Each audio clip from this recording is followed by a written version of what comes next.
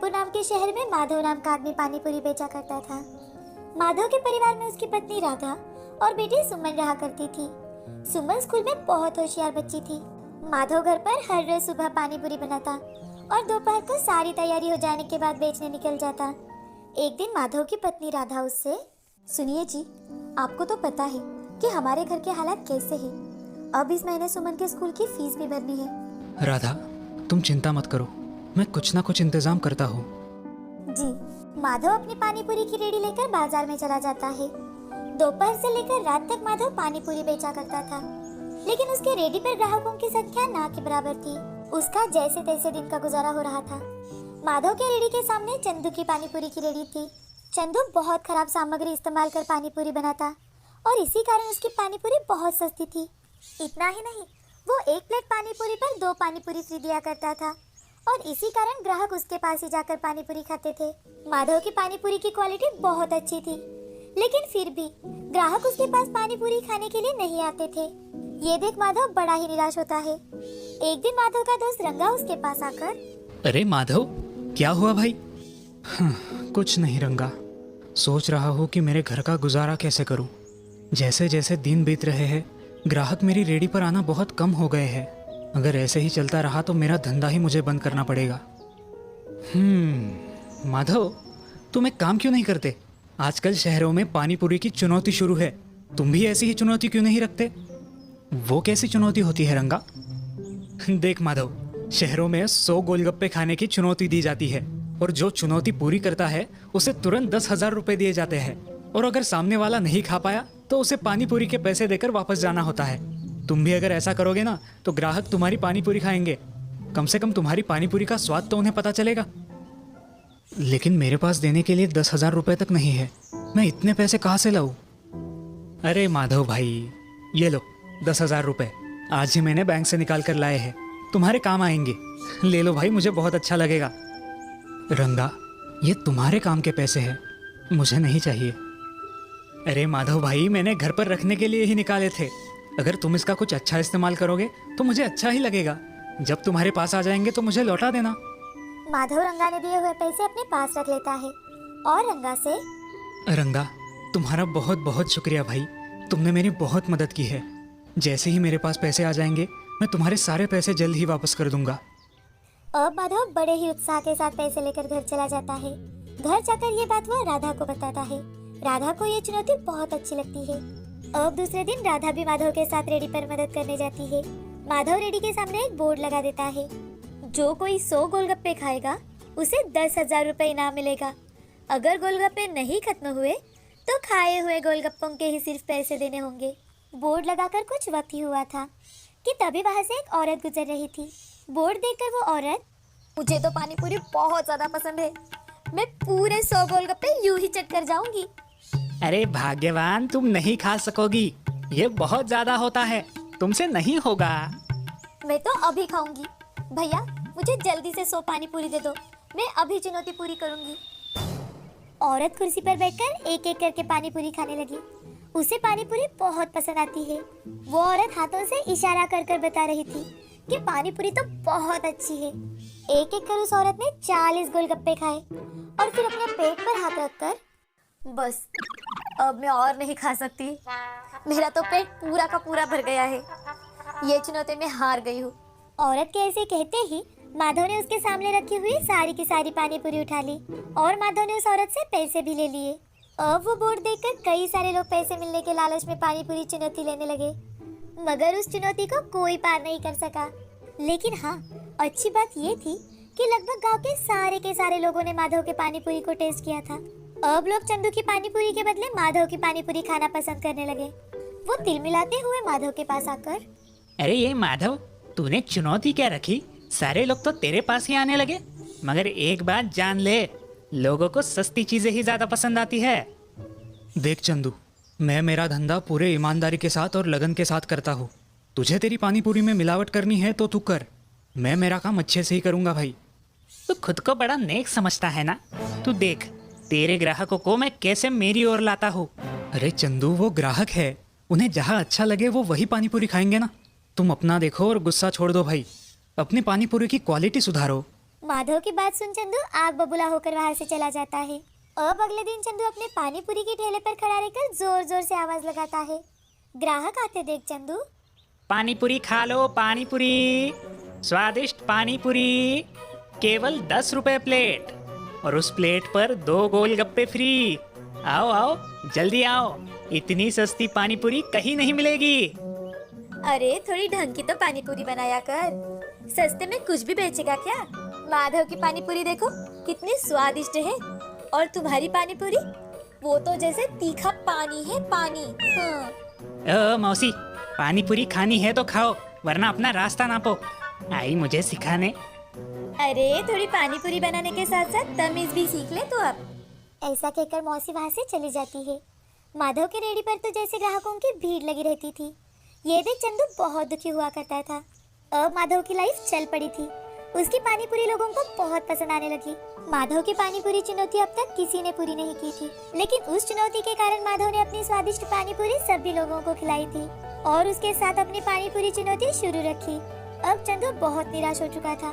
वो निराश होकर उस गांव से दूसरे गांव चला जाता है। यहाँ माधव ने अपने दोस्त रंगा के पैसे जल्द ही लौटा दिए और उसे दिल से धन्यवाद दिया। अब माधव, राधा और उनकी बेटी खुशी खुशी रहने लगे। अब उनको किसी चीज की कोई कमी नहीं थी और जब भी किसी को कोई काम पड़े तो माधव उन्हें बेझिझक मदद कर दिया करता था। इस कहानी से हमें ये सीख मिलती है कि मेहनत करने पर सफलता हमेशा कदम चूमती है, और अगर सफलता ना भी मिले तो निराश ना होकर मेहनत के बलबूते पर सफलता हासिल करनी चाहिए। कुछ समय पहले की बात है। एक गांव में रामू अपनी पत्नी सुधा के साथ रहता था। उसे विकास और वीना नाम के 2 बच्चे थे। रामू की बेटी दिखने में बहुत ही ज्यादा खूबसूरत थी। रामू खेती में मेहनत करके कमाए हुए पैसों से अपने परिवार का गुजारा किया करता था। वो एक बहुत ही अच्छा नेक दिल इंसान था। वो कोई भी निर्णय जल्दबाजी में नहीं लेता था। सोच समझकर होशियारी से वो निर्णय लेता था। रामू हर साल खेतों में जो भी मुनाफा आए उसी से अपने परिवार की अच्छी से देखभाल करता, अपने बच्चों की ख्वाहिशें पूरे करता। एक दिन सुधा रामू से, अजी आप हमेशा हमारे लिए कुछ न कुछ लेते हो, लेकिन अपने लिए खुद के लिए कुछ भी नहीं लेते। अरे सुधा, तुम्हें और बच्चों को खुश देखकर मुझे इतनी खुशी मिलती है, मैं तुम्हें बता नहीं सकता। आप भी ना। अच्छा, मैं क्या सोच रही थी कि इस साल वीना का 5वां जन्मदिन है, तो बच्चों को कहीं बाहर लेकर जाए और वहीं पर उसका जन्मदिन भी मनाएंगे। सुधा, मुझे तो ऐसे लगता है ना कि हम वीना का जन्मदिन किसी अनाथालय में जाकर मनाएं, ताकि बच्चों को भी फिजूल खर्च के अलावा पैसों का मूल्य समझ में आए, उन्हें पैसों की कदर हो। ठीक है, आप बिल्कुल सही कह रहे हैं। रामू पैसों से अमीर नहीं था, लेकिन वो मेहनत करके पैसा कमाने पर विश्वास रखता था। वो हर साल किसी अनाथालय में जाकर बच्चों को जरूरत की चीजें देता था, और उसने अपने बच्चों को भी यही सिखाया था कि हमेशा जरूरतमंद लोगों की मदद करनी चाहिए। लेकिन पिछले 2 सालों से ज्यादा बारिश के कारण रामू के खेतों में कुछ भी फसल नहीं हुई और इसी कारण उसे कर्जा लेकर घर का गुजारा करना पड़ा। रामू को दुखी देखकर एक दिन वीणा, क्या हुआ पिताजी, आप इतने दुखी क्यों हो? और आजकल आप पहले जैसे हमारे लिए कुछ भी नहीं लाते। कुछ नहीं बिटिया, 2 साल से थोड़ा खेती में फसल नहीं आ रही ना अपने, इसलिए थोड़ा चिंता में था। लेकिन तुम चिंता मत करो, जाओ अपने दोस्तों के साथ खेलो। सुनिए जी, मुझे तो बड़ी चिंता लगी रहती है कि अब कैसे होगा। बच्चों की पढ़ाई का खर्चा, बाकी के खर्चे, कैसा चलेगा हमारा परिवार। हाँ सुधा, अब मुझे भी कुछ समझ में नहीं आ रहा। हमारे पास जो भी जमा पूंजी थी वो सारी खर्च हो गई, ऊपर से सर पर ये कर्जा चढ़ बैठा है। हमने कभी भी किसी से कर्जा नहीं लिया था, अब ये कर्जा कैसे चुका पाएंगे हम। लेकिन तुम चिंता मत करो, मैं कुछ ना कुछ जरूर कर लूंगा। अगले दिन रामू बड़े ही उदास मन से खेतों की ओर जा रहा था कि तभी उसे रास्ते में रघु दिखाई देता है और वो रामू से, अरे क्या बात है रामू भाई, इतने दुखी क्यों हो तुम? अरे रघु भाई, मुझे इस साल की फसल से बहुत ज्यादा उम्मीद थी। अब तो मेरे पास का सारा पैसा भी खर्च हो चुका है, ऊपर से कर्जा लेना पड़ा। पता नहीं अब क्या होगा। अरे रामू भाई, इतना मत सोचो, चलो अब शाम होने आई है, अब घर चलते हैं। हाँ भाई, तुम चलो, मैं एक बार खेत में चक्कर लगा कर आता हूँ। अब रामू अपने खेतों की ओर चला जाता है और खेतों में जाकर वो चक्कर लगा रहा था कि तभी उसे एक पंछी जख्मी होकर झाड़ियों में फंसा हुआ दिखाई देता है। तभी रामू अपने हाथों से उस पंछी को धीरे से बाहर निकालता है और एक कटोरी में पानी डालकर उसे पिलाता है और उस पंछी को आज़ाद कर देता है। जैसे ही वो पंछी आकाश में छलांग लगाता है, तो वो पंछी देवता के रूप में बदल जाता है। ये देख रामू बहुत ही आश्चर्यचकित हो जाता है। उसे देख रामू, आप पंछी से देवता में कैसे बदल गए? ये सब मेरे अहंकार के कारण हुआ था।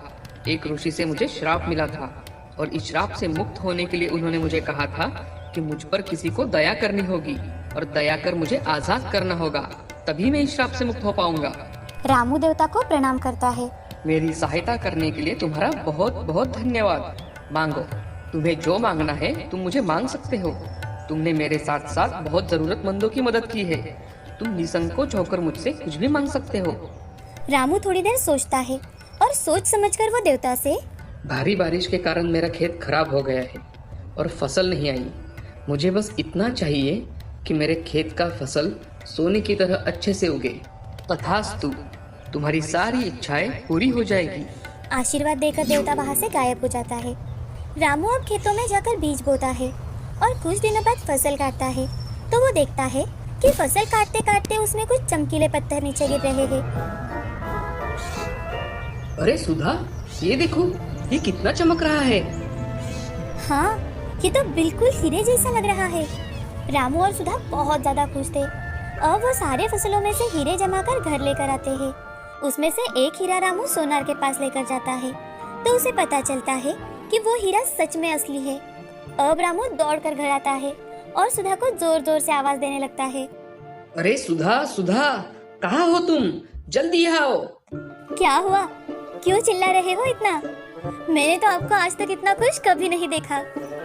अरे सुधा, हमारे खेत से निकले सारे हीरे असली है, असली। क्या? अब घर में सभी बहुत खुश थे। रामू कुछ ही दिनों में वो हीरे बेच देता है और अपने लिए एक बड़ा सा घर बनाता है।